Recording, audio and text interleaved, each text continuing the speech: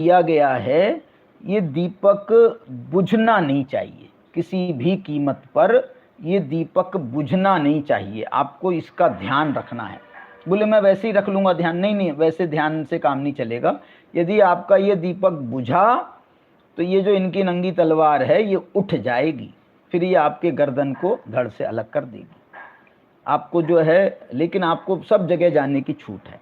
अब वो गए और दीपक को बड़ा संभाल करके लेते हुए चले गए। सब जगह जा कर के आए, दरबार में गए, वहाँ से वहाँ गए, वहाँ से वहाँ गए, वहाँ से वहाँ गए, रनिवास में गए, सब रानियों के महल में गए, सब जगह जा कर के वो भाई साहब शाम तक वापस आ गए। वो आए तो बोले साहब आपने दीपक बुझने नहीं दिया, आप बहुत बहुत अच्छे व्यक्ति हो, आप ये इन लोगों की तलवार बेकार हो गई, इनको नंगी तलवार लेकर के हमने भेजा था, कोई मतलब नहीं निकला, लेकिन बहुत आपको बहुत बहुत धन्यवाद है। चलो कोई बात नहीं, खूब खुशी की बात है। चलिए आप तो ये बताओ हमको, आपने क्या देखा, क्या देखा, क्या क्या देखा आपने, बताओ जरा। आज सुबह से लेके आप 8 घंटे से घूम रहे हो, आपने क्या देखा, क्या क्या देखा आपने, जरा बताओ, थोड़ा विस्तार से बताना अच्छे से। बोले साहब मैंने क्या देखा, ये 2 सिपाही आपने भेज दिए नंगी तलवार लेकर के, ये दीपक हाथ में पकड़ा दिया और दीपक बुझना नहीं चाहिए। अब मैं जो है क्या करता, मैंने तो आपका ना रनिवास देखा, ना रानियां देखी, ना ये देखा, ना वो देखा, कुछ नहीं देखा। मैं तो सिर्फ ये दीपक और दीपक की लौ देखता रहा, बस इसके अलावा मैंने कुछ नहीं देखा। फिर भरत चक्रवर्ती ने उनसे प्रश्न पूछा, तो आपको आपके प्रश्न का उत्तर मिला कि नहीं मिला? बोले बाबा मिल गया। मुझे आपके प्रश्न, मेरे प्रश्न का उत्तर मिल गया कि आप इस पूरे 96,000 रानियों के उसमें परिकर में रहते हुए भी आप भरत जी घर में वैरागी, आप कैसे रहते हो। जैसे मैंने जो है ना ये दीपक देखता रहा, सब कुछ देखने के बाद भी मैंने कुछ नहीं देखा। वैरागी मतलब मैं, जैसा मैं था वैसे ही आप 24 घंटे इस दरबार, इस घर में रहते हो, आप जो है आप महान हो। ऐसा कहकर के उसने उन भरत चक्रवर्ती का ये वृत्तांत जो है मैंने आपको सुनाया है। ऐसी सम्यक दृष्टि 9 तत्वों को जानता हुआ भी वो अपने एकत्व स्वरूप आत्मा से उसकी जो वृत्ति है वो हटती नहीं है।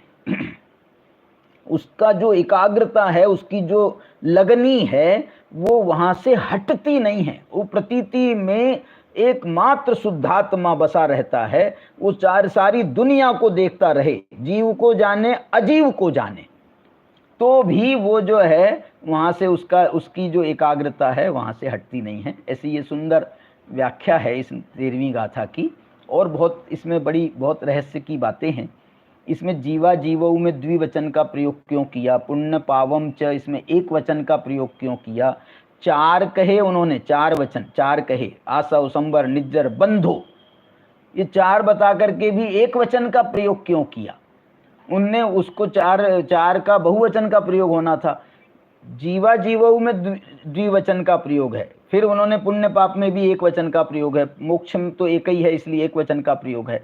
4 होकर के भी आश्रव संवर निर्जरा बंध, 4 होकर के भी एक वचन का प्रयोग क्यों किया, इसकी कुछ और सुंदर चर्चा है, वो अपन कल करेंगे, आगामी कक्षा में करेंगे।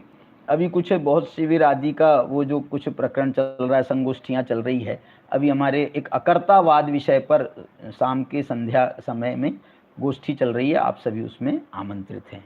समय सार परिचर्चा जो चल रही है वो तो चल ही रही है, इसके अलावा ये अकर्तावाद विषय पर संगोष्ठी भी चल रही है। और आज वीर शासन जयंती है, तो वीर शासन जयंती होने से उसके निमित्त से भी और बहुत कार्यक्रम अभी ऑनलाइन भी संपन्न हो रहे हैं। इसलिए फिर भी देखेंगे अपन, जैसा भी आगे विषय होगा उसको आगे बढ़ाएंगे। आज बहुत समय हो गया, उसके लिए क्षमा चाहता हूँ। जय जिनेन्द्र। नमः समय साराय स्वानुभूत्या चकासते, चित्स्वभावाय भावाय सर्वभावान्तरच्छिदे।